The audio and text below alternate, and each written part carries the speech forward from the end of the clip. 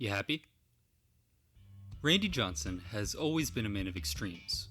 At 6'10", he entered the league as the tallest person in MLB history. Over more than 2 decades, he took home World Series titles, Cy Young Awards, and over 97% of the 2015 Hall of Fame vote. And according to nearly everybody who faced him, or maybe I should say everybody who faced him and lived to tell the tale, he was quite possibly the single most terrifying human being to ever set foot on a pitcher's mound. But he didn't start out that way. Before the Hall of Fame, before the Cy Young Awards, he was just Randy, a lanky, self-conscious young man with a rocket for an arm and control problems that would make 50 Cent blush. Let's take a look at how Randy Johnson went from awkward, self-conscious prospect to the most terrifying pitcher in baseball. You know what's almost as scary as Randy Johnson, though? Being told you can't watch your favorite team all because you happen to live in a market where you're blacked out. Let's say you're a Dodgers fan living in Southern California, or a Braves fan in Georgia, or you live in Iowa in general. If you don't cough up the cash for the regional broadcast, then you're out of luck. That is, if you don't have NordVPN. With NordVPN, you're able to change your virtual location with a click, giving you access to your favorite teams without having to worry about being blacked out. It's not just for sports either. With my NordVPN subscription, I've been able to watch some of my favorite shows that were previously unavailable to me, including The Office, Parks and Rec, and much more. It's the fastest VPN on the market too, so you can watch without interruption on up to 6 devices. By clicking the link in the description and using the coupon code BaseballHistorian, you can get not just NordVPN, but NordPass and NordLocker as well. That's the Nord Complete Bundle, not to mention a full month for free with a 2-year plan. That's a 2-year plan plus 1 month free, plus the bundle, just from using the code BaseballHistorian at checkout. Try NordVPN today. Years before he was known as the Big Unit, Randall David Johnson was a gangly lefty out of the University of Southern California. A 2-sport athlete at USC, he played 3 seasons under legendary coach Rod Dedeaux before being selected in the second round of the '85 draft by the Montreal Expos. The upside for Johnson was enormous. His triple-digit fastball was turning heads faster than you could say Quebec, and he was slowly but surely working his way up through the minors. At the same time, though, he still had 2 major issues holding him back. The first was his temperament. He was known for his surly demeanor, and while he would never quite shake this aspect of his persona during his playing days, Randy's early years were marked by an especially notorious reputation for gruffness. During one particular game for AAA Indianapolis, Johnson made an attempt to catch a line drive up the middle with his bare hand, bruising his finger. Worried that his star pitcher's knuckle might be broken, manager Joe Sparks took him out of the game. In a fit of rage at being pulled against his wishes, Randy stormed into the Indianapolis dugout and threw a right cross at the bat rack. The good news was that the x-rays on his pitching hand had come back clean. The bad news? He would eventually find his way to the majors later that season, when he made his debut with the Expos on September 15th. And while his initial showing in the big leagues wasn't exactly what many would expect from the hurler later on in his career, he did put up a respectable ERA of 2.42 over 4 starts. His first 6 starts the next season, however, were not quite as respectable. At 0-4 with a 6.67 ERA, the Expos, who by late May were sitting 3.5 games back in the NL East, were quickly running out of patience. He was traded to the Mariners on May 25th as part of a package deal for all-star lefty Mark Langston. It was in Seattle that Randy Johnson would make his initial etchings into the annals of baseball history. Eventually. His first 3 seasons with the M's saw him continue to cultivate his reputation as a powerfully inconsistent fireballer. He tossed a no-hitter against the Tigers on June 2, 1990, the first of his career, as well as the first in franchise history. He made his first of 10 All-Star games that year, setting career highs in innings pitched, wins, and strikeouts. He also led Seattle in walks for 3 straight seasons. As a matter of fact, actually, Johnson's 416 walks from 1990 to 1992 led all of Major League Baseball. If he was going to fulfill his Hall of Fame potential, Randy needed to make some changes. As it turns out, the answer would end up coming from a somewhat unexpected source.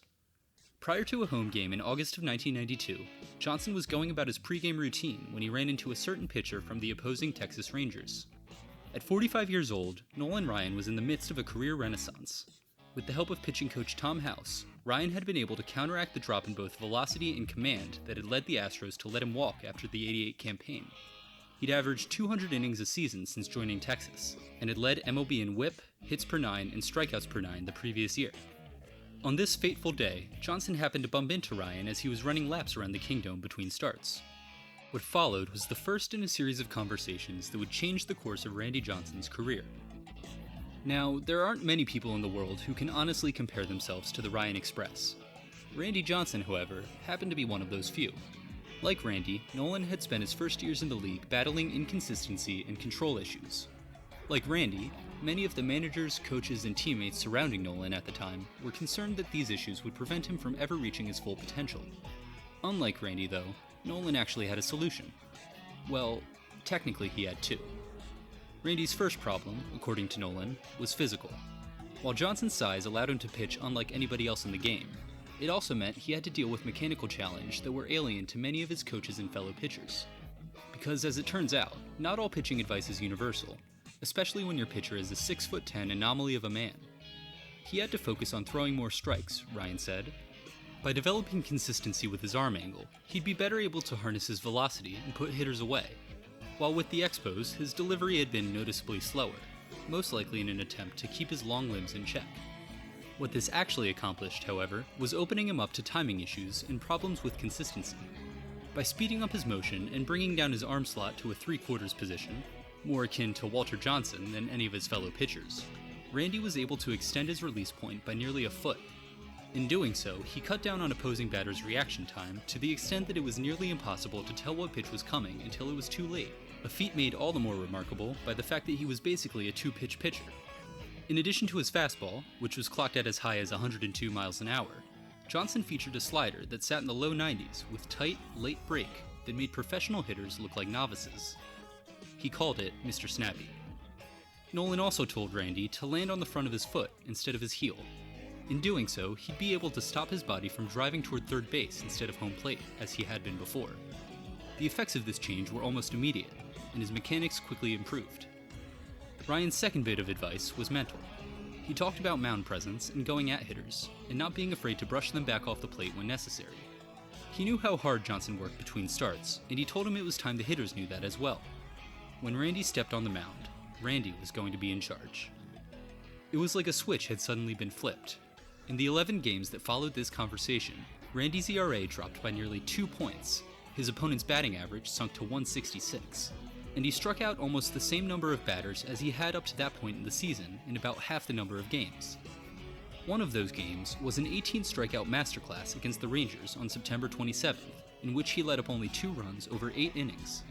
The pitcher on the other side? None other than Nolan Ryan himself. With a few relatively small changes, Randy Johnson had become the most intimidating pitcher in the league. But don't just take my word for it. It was nasty, man. It was like 193-mile-an-hour slider, 190-mile-an-hour slider, 6'11", coming from here. It looked like he was behind you. I know when Randy was pitching with Seattle, none of the left-handed hitters were facing. They were all taking the day off. They would play 160 games a year. But if they faced him, they didn't play. So, I mean, it's hopeless. I mean, it's like a hopeless feeling. First time you face him, you feel like he's going to hit you right in the back of the neck when he throws it. Like every pitch is going to hit you right in the back of the neck. I remember facing Randy Johnson. It was like 6'10" coming at you, and it seems like every time he throws the ball, he's slapping in the face. He walks up 10 feet from the plate. He grabs the ball, looks at me. I'm like, I just got to get out of here. You had a chance to at least have a couple innings in before you faced him.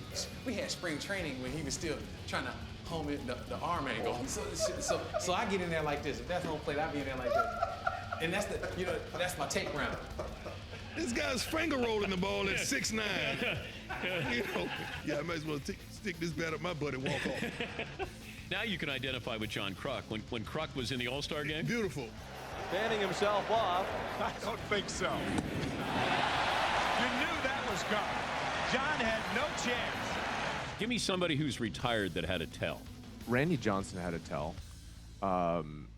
If he thought you knew what was coming, he would hit you. So that was his tell.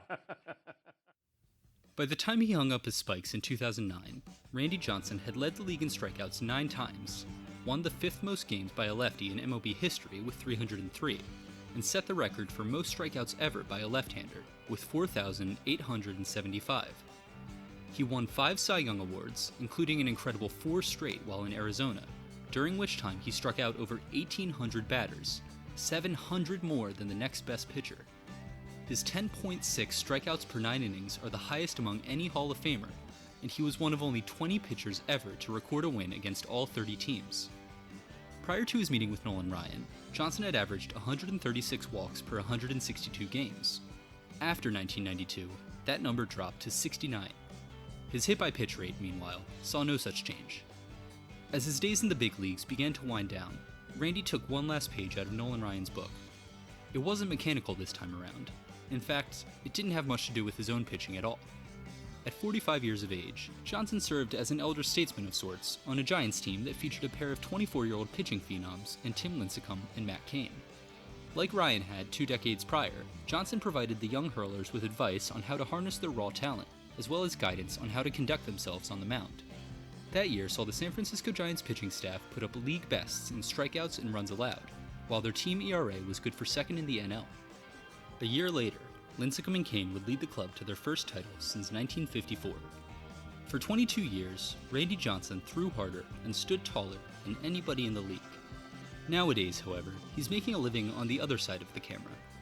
Since his retirement in 2009, you'd be more likely to find Johnson, a photojournalism major while at USC, stage side at a Rush concert than on a pitcher's mound, as the eye behind Randy Johnson photography. Oh wait. That's better.